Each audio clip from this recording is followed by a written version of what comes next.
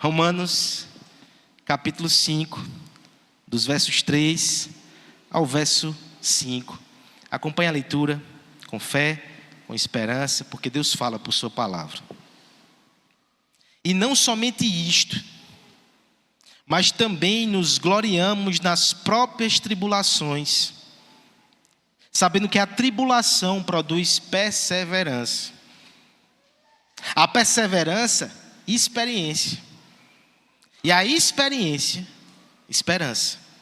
Ora, a esperança não confunde, porque o amor de Deus é derramado em nosso coração pelo Espírito Santo que nos foi outorgado. Aleluia. Ore comigo, peça para que Deus fale ao nosso coração e nos ajude a entender a sua palavra e a ouvir a sua voz nessa noite. Pai querido, nós estamos diante do teu texto sagrado. Estamos diante de uma passagem que fala sobre coisas fortes. Nós te pedimos um coração ensinável, ouvidos atentos e uma mente esclarecida.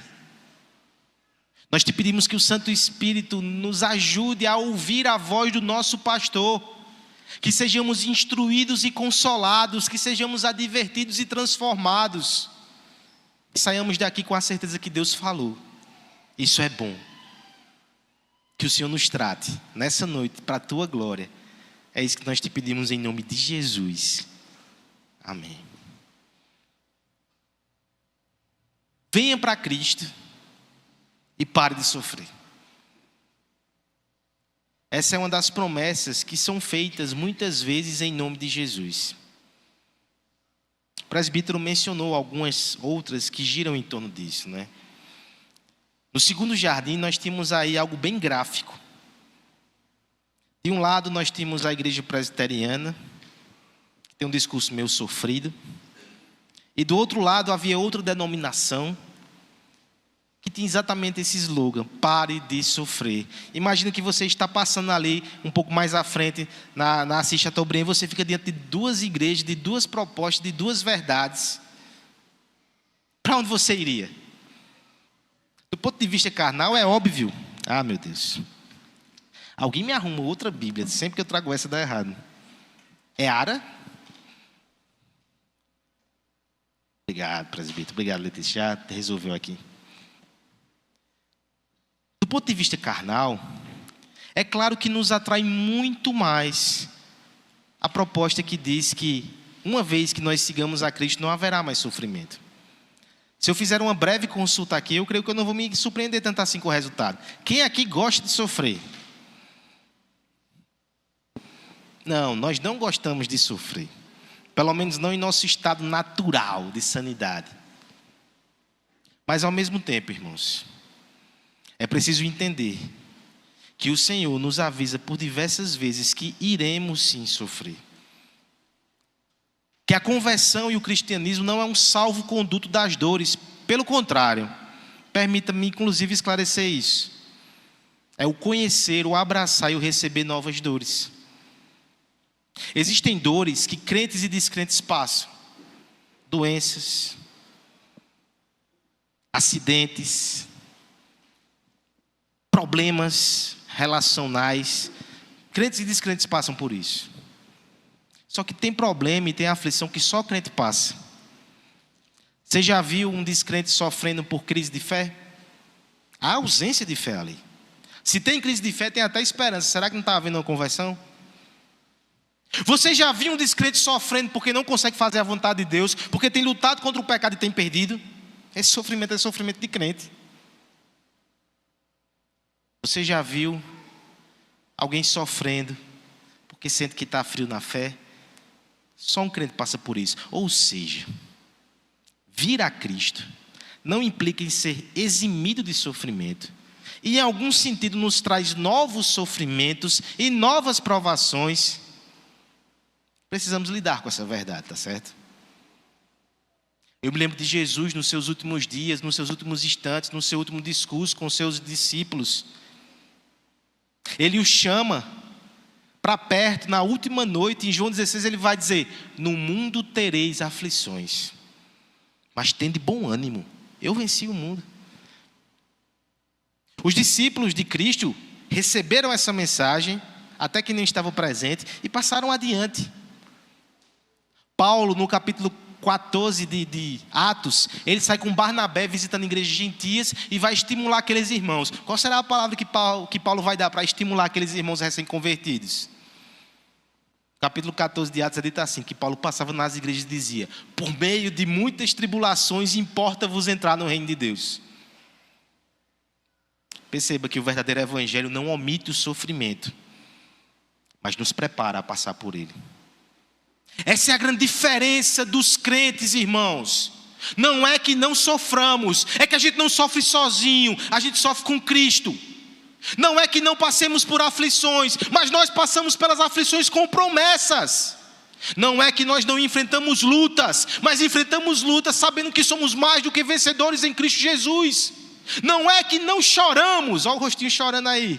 Nós choramos sim, mas sabemos que tem alguém para enxugar as nossas lágrimas e para santificá-las. No Apocalipse é dito que Jesus ele pega cada lágrima do seu povo e vai colocando no reservatório. Ele conta, ele percebe, ele sabe, mas ele usa o sofrimento para nos fortalecer. Veja só, nós continuamos falando sobre os benefícios da justificação. Semana passada nós tratamos sobre 3 benefícios, não sei se você lembra: paz com Deus, firmeza na fé, o acesso a Deus e a esperança da glória. Nós vimos que esses 3 benefícios, os irmãos da mídia fizeram um corte aí muito feliz, se resumem em um só: ter Deus, ter paz com Ele, ter acesso a Ele, ter esperança de viver com Ele para sempre. No fim nós vimos então que o grande benefício da salvação é o próprio Deus. Isso alegra o coração de quem é espiritual. Isso frustra de quem ainda é carnal. Vai dizer, está certo, mas não tem outras coisas não? Muito legal receber a Deus, mas não tem outras coisas que vêm junto não? Tem, mas esse não é nem o foco. Hoje eu quero tratar de outro lado dessa questão. Porque nós podemos pensar, se não está sendo prometido que a gente vai ganhar coisas quando a gente vem para Deus, pelo menos é prometido então que a gente deixe algumas coisas de lado, né? Não, o sofrimento não fica de fora. Mas nós recebemos uma nova perspectiva sobre ele. Há benefícios no sofrimento. Não há o benefício de não ter sofrimento, que fique claro, já fui redundante até nisso aqui. Entre os benefícios da salvação não está inclusa a ausência de sofrimento, mas está incluso bênção para nós, por meio do sofrimento. Benefícios do sofrimento. O texto nos fala sobre isso. É por isso que nós podemos nos gloriar até nas tribulações. A esperança da glória é tamanha, é isso que o texto diz, não somente isto, nos alegramos na esperança da glória, mas também podemos nos gloriar nas próprias tribulações. Deixa eu considerar isso aqui bem rápido com você. É possível gloriar-se nas tribulações, e nós não faremos de forma masoquista ou de forma expiatória. O presbítero colocou isso aqui de forma perfeita. Não é que o nosso sofrimento salva a gente não, porque nos dá mérito. Não é isso não. Nos gloriamos na tribulação. Eu quero que você pense no aspecto aqui geográfico. Eu estou dentro da tribulação. Eu estou passando por ela. Vou passando pela prova dando glória a Deus. Já dizia o poeta, compositor, né? É dentro, é nela que nos gloriamos. E como é possível alguém se gloriar dentro da tribulação? É por causa da salvação. É por causa da nova vida que Deus nos dá. É por causa da perspectiva espiritual. É porque nós conseguimos olhar com outros olhos, olhos de fé e olhos de esperança. E quando procedemos assim, sabe o que percebemos? Eu quero te lembrar disso nessa noite. Olha os frutos aqui da aflição. E por isso ela produz benefícios espirituais. O verso 4 vai dizer... 3 e 4 vai dizer que a tribulação produz perseverança, esse é o primeiro benefício.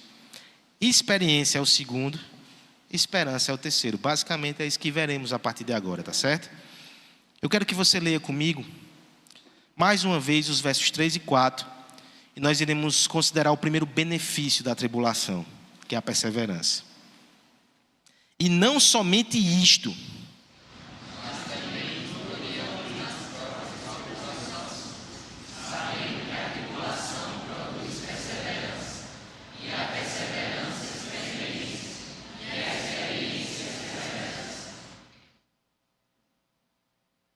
Hoje nós tivemos uma corrida, que na verdade foi promovida aqui na cidade como aquecimento para a corrida do Jardim no próximo domingo. Alguns irmãos participaram. Sábado, né? Perfeito, obrigado, Letícia. Próximo sábado. Mas eu queria trazer à sua mente exatamente a figura dessa corrida, né? Nós vimos nas Olimpíadas também, algumas maratonas. Geralmente os nossos olhos estão fitos para a pessoa que chega em primeiro lugar, no máximo o terceiro, que traz uma medalha ali, né? Como nosso querido Odair fez hoje, não sei se eu já mencionei. Nós olhamos para os primeiros lugares. Então imagine o seguinte, que você está acompanhando presencialmente nas Olimpíadas da França, olha só. Você está ali, participando, você está vendo, faz parte do auditório. Imagina que é uma disputa de 500 quilômetros. É isso mesmo? Existe isso ou eu errei aqui? 500 metros. Meu Deus. 500 metros. 500 quilômetros ia demorar, viu, para você assistir isso. 500 metros e você está ali acompanhando aquela prova. O primeiro colocado consegue, ou primeira colocada, na verdade, foi uma prova de mulheres, conseguiu atravessar a linha de chegada em 22 minutos. Depois que a primeira passa a segunda, passa a terceira, o que é que você vai fazer ali, né? Você vai ficar esperando até a última pessoa terminar o seu percurso, o seu trajeto. Houve uma situação em 2023, em que logo depois que a primeira colocada numa corrida lá no Sudeste Asiático passou e cruzou a linha, começou a cair uma chuva torrencial. Agora eu vou para casa. Já vi quem ganhou. Está caindo uma chuva, vai-me embora. Inclusive quem está correndo aí que não vai ganhar mais medalha, não vai para casa, vai levar uma chuva dessa. Era uma chuva torrencial. Mas acontece que houve um incidente muito interessante e as pessoas continuaram prestando atenção a despeito da chuva. E houve uma competidora que ela largou e desde o início ela ficou entre as últimas. Mesmo com a chuva ela não desistiu, mesmo no último lugar ela continuou correndo. Bu Samang, ela é uma cambojana e ela enfrentou a chuva. Acontece que quando ela cruza a linha de chegada, bom tempo depois do primeiro lugar, as pessoas começam a aplaudir de pé, inclusive o comitê que estava lá para avaliar a prova. Ela foi premiada pela sua perseverança e no seu país também ela ganhou uma bonificação. A ideia foi que ela revelou ali algo muito bonito e nobre. Existia uma condição adversa que poderia ter parado ela feito ela desistir daquela prova, mas mesmo no último lugar, ela foi até o final. Palavra de ânimo para você sábado, tá certo? Mesmo no último lugar, mesmo que chova, cumpra aí os 500 quilômetros da maratona e vá até o final, tá certo? Nós admiramos a perseverança. A gente acha bonito e a gente quer isso, né? A gente quer os resultados da perseverança. Muitas vezes o que nós não queremos é perseverar. Eu me lembro de alguns anos atrás, um dos cantores aí, conhecidos na MPB, salvo engano era Lenine, alguém fez uma pergunta a ele que deixou um pouco chateado. Faz muito tempo isso, né? Porque ele já está um bom tempo na mídia, mas perguntaram: Lenine, como é que faz para de repente a pessoa despontar assim, né? Começa uma carreira e de repente todo mundo lhe conhece.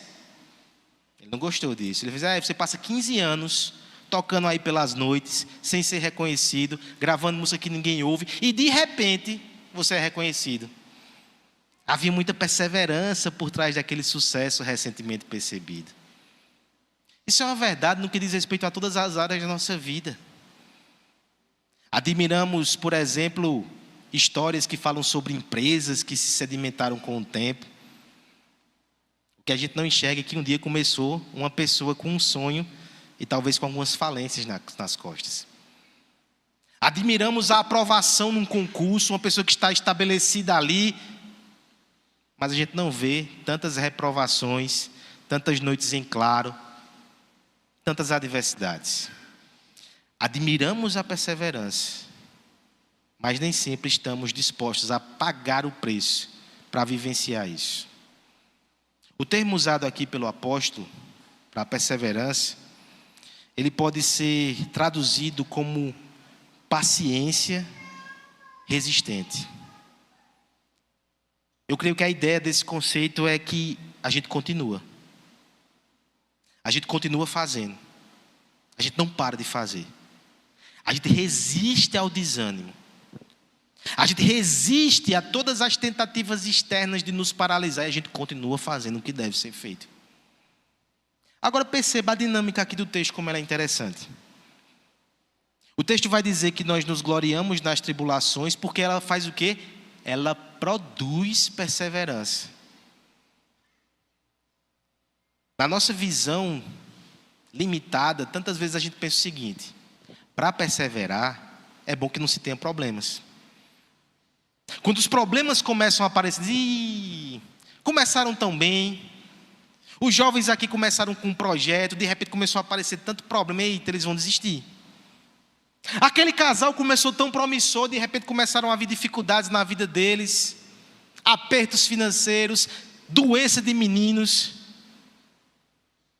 Aquele jovem que se converteu a Cristo, aquele homem que se converteu a Cristo, aquela mulher que se rendeu ao Senhor, que coisa linda, que coisa boa, que persevere, mas de repente começam a ver as aflições, a gente fica com o coração apertado, porque a gente pensa que as aflições vão parar o progresso.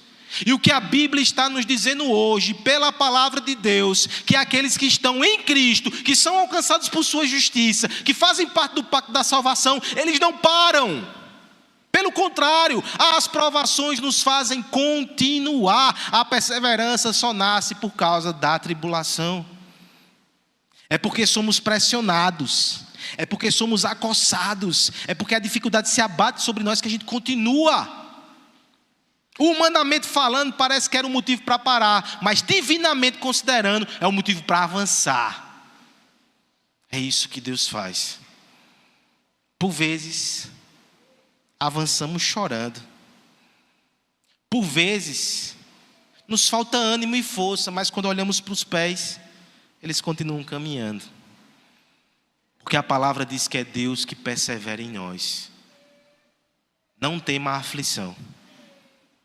Se ela tem te feito caminhar na direção de Cristo, ela é uma aliada. Não tema. Entenda que Deus está operando na sua vida para o seu bem. Se não fossem as aflições, talvez você não estivesse aqui. Se não fossem as noites difíceis, talvez você não estivesse buscando ao Senhor hoje. A nossa vida não é composta somente por alegrias.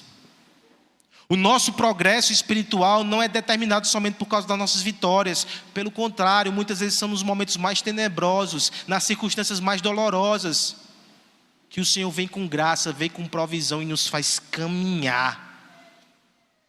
É interessante que para perseverar, é preciso olhar na direção certa e continuar seguindo. E nos parece que essa é a lucidez que a provação nos dá tantas vezes. Alguém já disse assim, que o lugar que Deus mais gostava de falar com o seu povo, sabe onde era? No jardim antes da queda. Mas depois da queda, o lugar que Deus mais levava o seu povo para falar era o deserto. Por quê? Por causa da lucidez do deserto. No deserto há poeira. No deserto há temperaturas elevadas. No deserto os olhos olham e só veem coisas adversas. A lucidez, a silêncio e a clareza. A gente não se distrai com penduricalhos. Os dias da prosperidade nos engordam e deixam a visão embotoada. Nos deixam fastios. Nos deixam distraídos e tolos. Muitas vezes a nossa felicidade nesses momentos ela é boba. Eclesiastes vai dizer assim, que há mais sabedoria numa casa em luto do que num dia de festa. E é verdade. No dia de festa os assuntos são triviais. A superficialidade. E há momento para ter isso, tá certo? Não estou pedindo para você filosofar na formatura, não. Não estou pedindo para você fazer um tratado filosófico no aniversário do menino. Mas não é no dia de festa que a gente cresce. É no dia da aflição. Há sabedoria em uma casa enlutada. Há perseverança. Quantas vezes nós não admiramos servas e servas de Deus que passaram por lutas e continuaram até o final. Como elas suportaram? Elas não sabem. Elas só seguiram. Eu quero que você entenda essa noite que Deus não precisa lhe dar um sumário de explicações para que você persevere pela fé. Talvez você chegou com o coração apertado e agoniado, cheio de perguntas. Você vai voltar para casa com todas elas, talvez. Você só precisa conhecer a Deus e confiar nele. Deus não precisa dizer para onde está lhe levando. Você só precisa dizer: Senhor, me dá o próximo passo. De passo em passo, eu vou te seguir. Se eu não conseguir correr, que eu ande devagar. Se eu não conseguir andar devagar, que eu me arraste. Mas que eu siga na direção da tua palavra. Que eu persevere na tua vontade. Me dá perseverança. Me santifica segundo o teu bom propósito. Conversava hoje de manhã com a mãe, visivelmente alterada. Foi uma semana difícil para ela, como muitas mães passam aí, crianças doentes. E já sendo alimentado por essa palavra, eu disse: calma, irmã, isso vai servir para a sua santificação. Ela, de forma bem espontânea, será? Eu me vi enlouquecer essa semana, será que está servindo para a santificação? Às vezes a gente não percebe, né? Mas sabe o que eu percebi estando de fora? Nem descrevi tanto assim para ela. Se ela estiver acompanhando em casa, eu complemento a resposta agora. Eu vi alguém que passou por uma semana terrível, mas teve momentos com seus filhos e com seu marido. Eu vi alguém que passou por uma tribulação, mas estava servindo na igreja no final de semana, conduzindo um discipulado. Vou dar dica demais, né? Eu vi uma pessoa que dormiu pouco, mas não dormiu demais no domingo. Estava na casa do Senhor aqui de manhã, buscando ao Senhor com a sua família. Eu vi alguém que perseverou na aflição. Temos gigantes aí na história da igreja. E temos Deus realizando essa obra aqui entre nós. Você consegue enxergar isso ao seu lado? Você consegue perceber isso na sua vida? A gente às vezes não percebe na nossa vida que a palavra de Deus abre o seu entendimento hoje. Meu irmão, eu não sei se você está triste, quebrado, sofrido e moído. Eu sei que você está aqui. E isso é obra de Deus na tua vida. Foi Ele que te trouxe, o próximo passo veio da parte dEle. É a graça soberana que te sustenta. Esse é um benefício da salvação, perseverança. Um dia alguém vai olhar e vai dizer: que trajetória linda. Não vai saber das suas lágrimas e das suas dores, mas Deus sabe. E Ele está construindo isso aqui, hoje e agora. Somos uma obra em andamento. Estamos correndo a maratona. E aqui, essa maratona é muito mais do que 500 quilômetros. Ela é longa, né? Mas a gente vai de passo em passo. Crianças, esse é o segundo desenho, né? Olha aí, ó. Maratonista. Nem avisei a vocês, eu não vou avisar mais não. Vocês são espertos o suficientes. Mas vamos seguindo, esse é o primeiro benefício, a perseverança. O segundo benefício é a experiência. Eu queria que nós lêssemos mais uma vez os versos 3 e 4. Peço a ajuda da igreja com essa leitura. E não somente isto, mas também nos gloriamos nas próprias tribulações, sabendo que a tribulação produz perseverança, e a perseverança, experiência, e a experiência, perseverança. O segundo fruto aqui, ou benefício da aflição, ele tem uma questão de tradução que eu queria considerar com você, tá certo? É dito aqui que seria experiência. Mas a melhor tradução da palavra dokimê seria valor comprovado. Ou então a ideia de um caráter experimentado e aprovado. É mais do que até mera experiência, porque a experiência por si só não agrega. Alguém pode passar por muita experiência e mesmo assim não ser aprovado, mesmo assim não ter crescimento. Eu me lembro do pensador Sêneca romano que dizia: olha, não é um grande marinheiro quem navegou por muitos anos, mas que viveu sendo acostado pelas ondas. O bom marinheiro experiente, ele consegue nadar por mares bravios porque passou por isso muitas vezes. Ele foi experimentado e ele foi aprovado. Dokimê aqui nesse texto é exatamente: tem o valor comprovado, testado e aprovado. Essa é a ideia. Essa é a ideia, por exemplo, que está presente em tantas ilustrações, né? No texto de Malaquias, quando fala de purificar. 1 Pedro vai dizer que nós somos provados e testados o valor da nossa fé. Eu me lembro de Spurgeon, quando ele faz uma observação muito interessante nos escritos de Pedro. Ele vai dizer que Pedro menciona 3 coisas que são preciosas na sua carta. Ouça, é um apóstolo de Deus falando. Sabe qual é a primeira coisa que Pedro diz que é interessante e que é preciosa?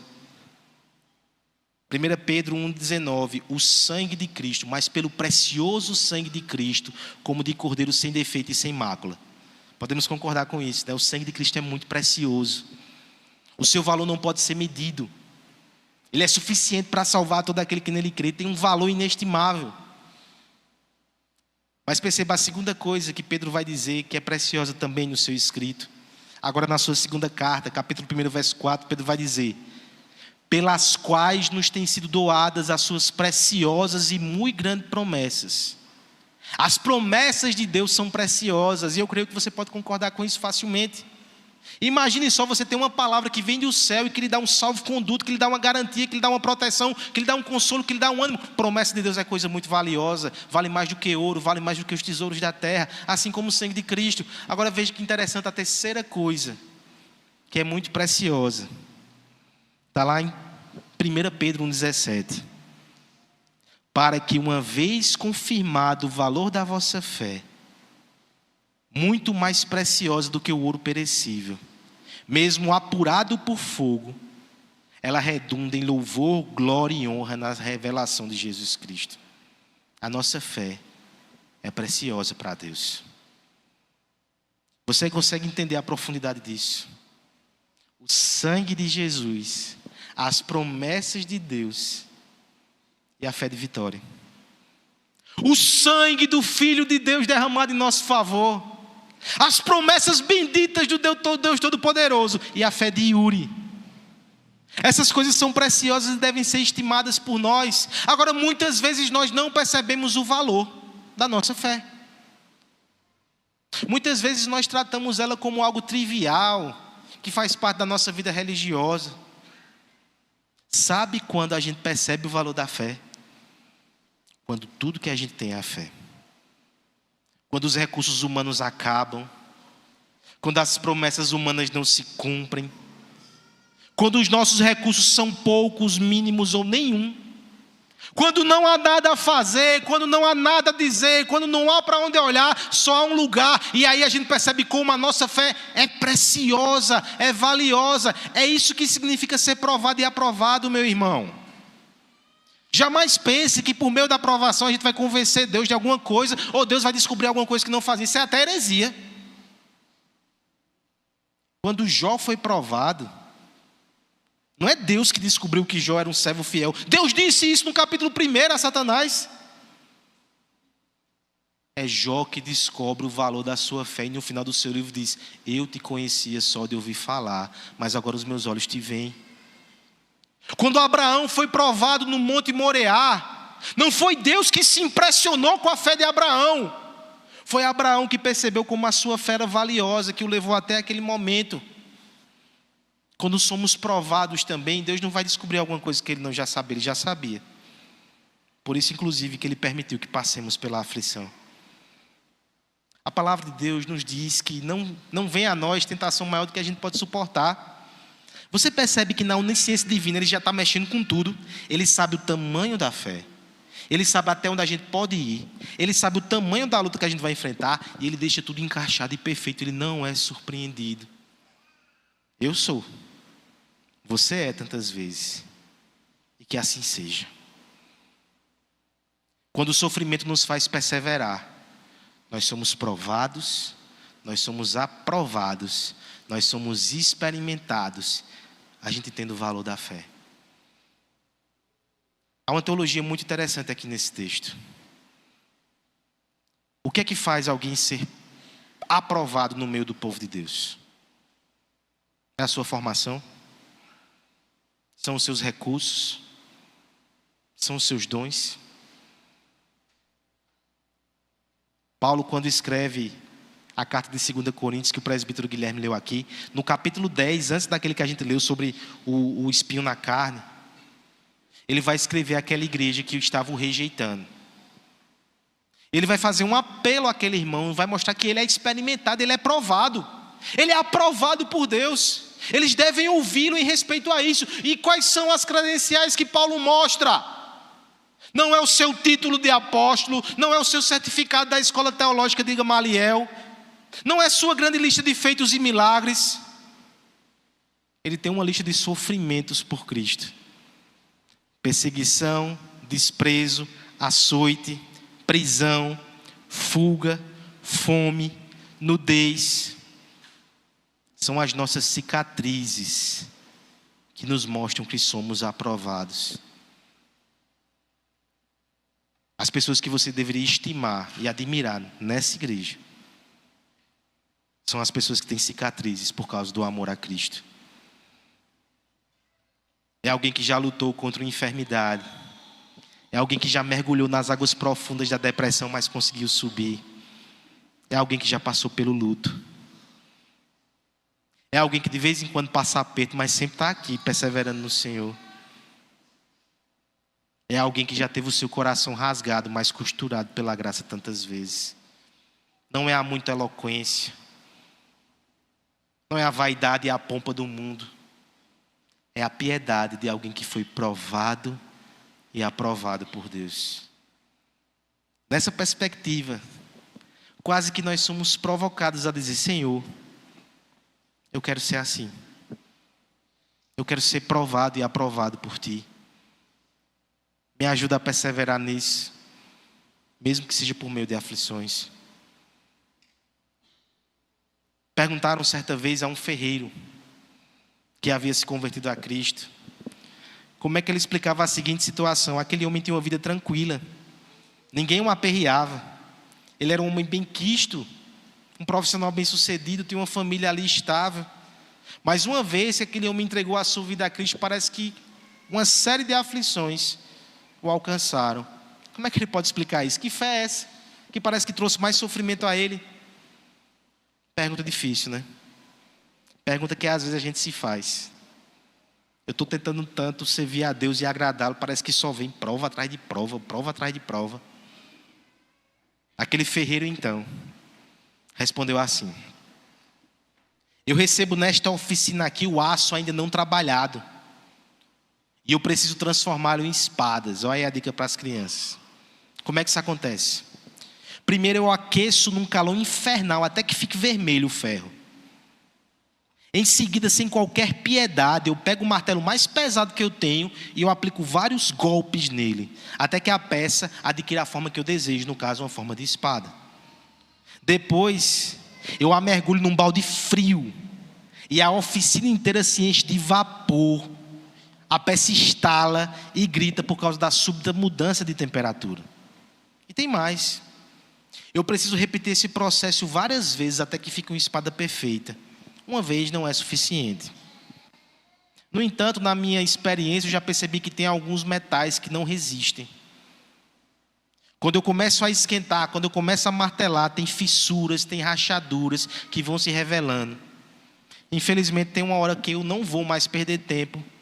E eu jogo essas aqui num amontoado, num cemitério de espadas, num monte de ferro velho. Eu sinto que é isso que o Senhor está fazendo comigo. Eu tenho passado por temperaturas elevadas, mudanças de temperatura, Ele vai me forjando.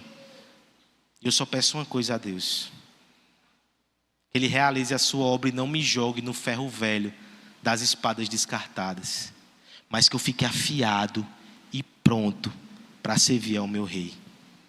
Aprovado. Eu lhe desafio nessa noite, irmão, a pedir menos pelo fim da sua tristeza e pedir mais pelo seu aperfeiçoamento no Senhor. Não é que você não possa pedir para que o sofrimento se vá, não, né? O próprio Cristo fez: se possível, passa de mim esse cálice. Mas lembra como ele terminou a oração? E lembra o que custou para ele essa oração? Seja feita a tua vontade. Por muitas tribulações nos importa entrar no reino dos céus. Tribulação, ela produz perseverança. A perseverança produz experiência, o caráter é aprovado. Ainda há um último benefício. Olha que coisa boa é a aflição, né? Não é boa não, mas produz coisas boas. Leamos agora os versos 3, 4 e 5 e nós iremos concluir o nosso sermão nessa noite. E não somente isto,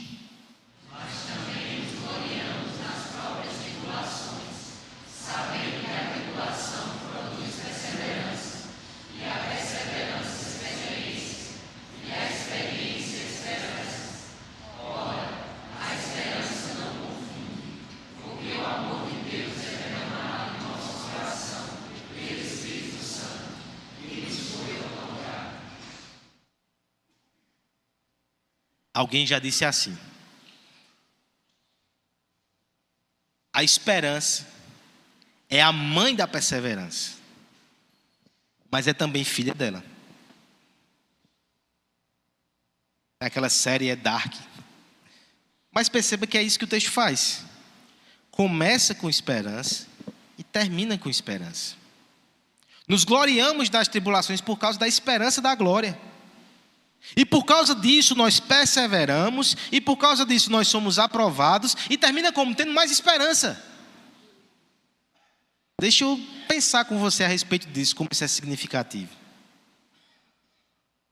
Os benefícios da salvação listados semana passada, tem alguns que não alteram-se, eles não têm graus, eles são os mesmos sempre para nós. Por exemplo, paz com Deus. Objetivamente você não tem menos paz ou mais paz ao longo da sua caminhada.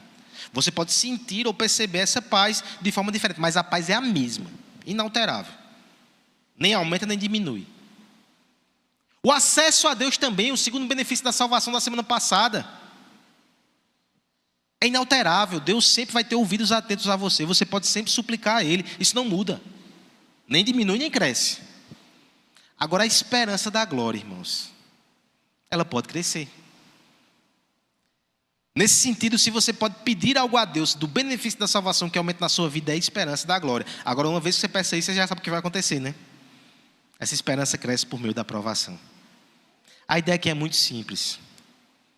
A gente persevera no meio da aprovação, a gente é aprovado, a gente percebe a nossa fé, o valor dela, o que Deus está fazendo em nós, isso dá mais esperança. A gente percebe o que Deus está fazendo, a gente lembra do que Deus fez, e isso dá mais esperança. A questão da experiência na vida cristã pode ser olhada sob duas direções. Mais uma vez, eu creio que o presbítero Guilherme antecipou aqui. Ele falou sobre que o sofrimento às vezes nos deixa, como foi a palavra, irmão? Cínico, endurecido. Gente que passou por muita coisa fica, né, nada mais o abala. É uma carcaça tão dura que parece que não tem sentimento mais, nem se importa com nada. Misericórdia, isso não é um caminho que Deus quer para nós, não. Agora é possível também ter muita experiência e ter muita esperança. Sabe por quê? Toda vez que a gente se depara com uma situação que parece um beco sem saída, a gente resgata lá na memória: eita, eu vivi alguma coisa assim. Eu presenciei junto do meu irmão, eu vi que Deus resolveu. Eu tenho esperança. Eu tenho esperança, eu já vi Deus fazer, faz de novo, Deus.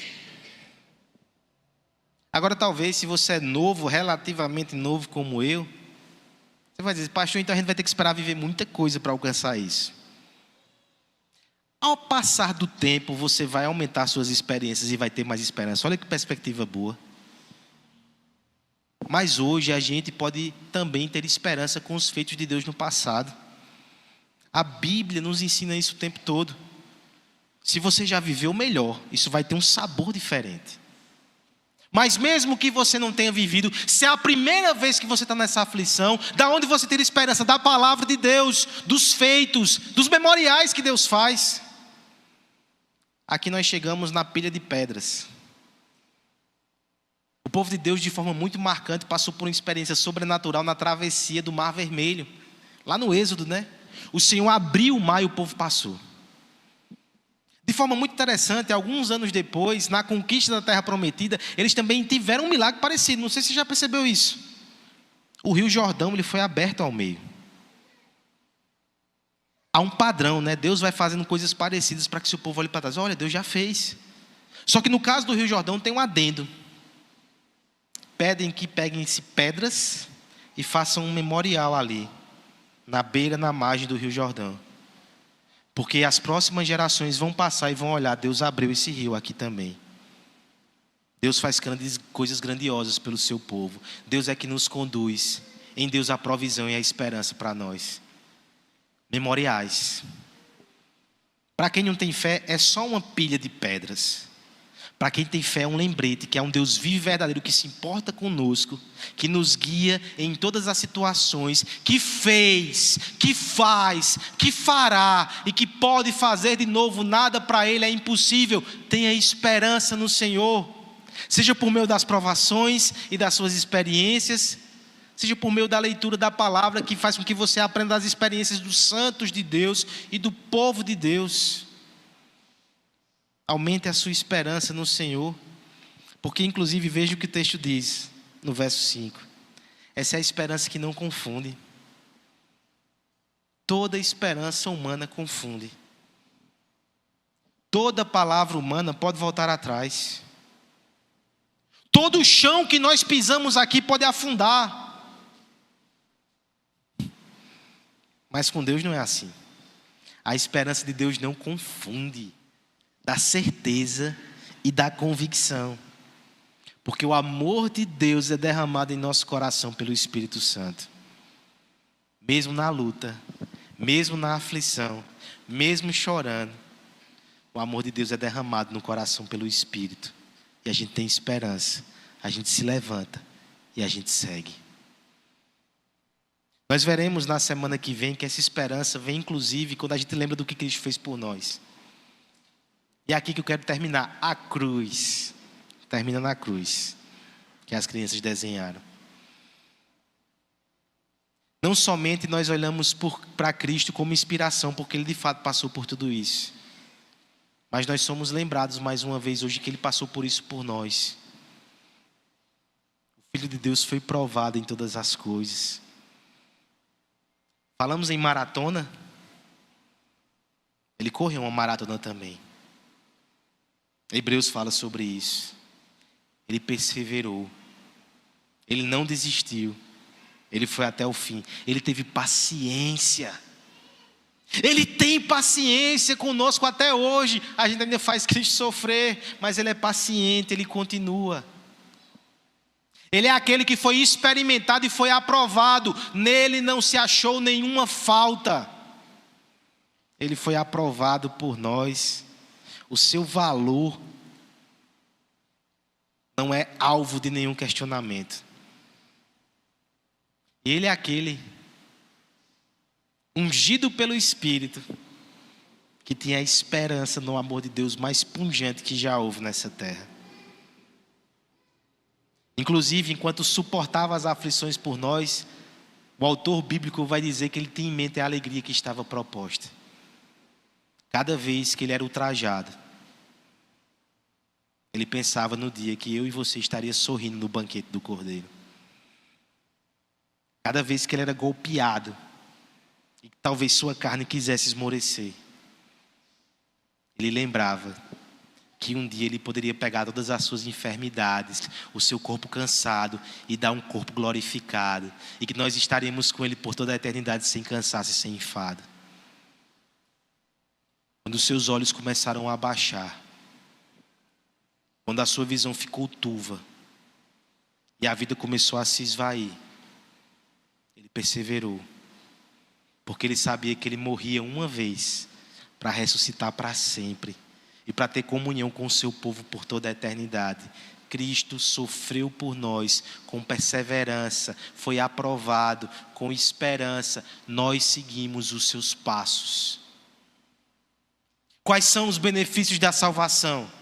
É ter esse Cristo, é viver para esse Cristo e é parecer com esse Cristo nas suas dores. Que cada ferida que você tem, que cada cicatriz que você tem, possa te lembrar que Deus está fazendo uma obra na sua vida. Ele não poupou o seu próprio filho de sofrimento, Ele não vai poupar você. Mas no seu sofrimento, Ele vai te aperfeiçoar. Na tua dor, Ele vai te santificar. Na tua luta, Ele vai te consolar. E na tua cruz, Ele vai trazer glória para você em Jesus Cristo. Permaneça firme no Senhor, para a glória de Deus, até o final. O benefício da salvação é o próprio Cristo. E o benefício da tribulação é nos fazer parecer com Ele. Louvado seja o nome do Senhor.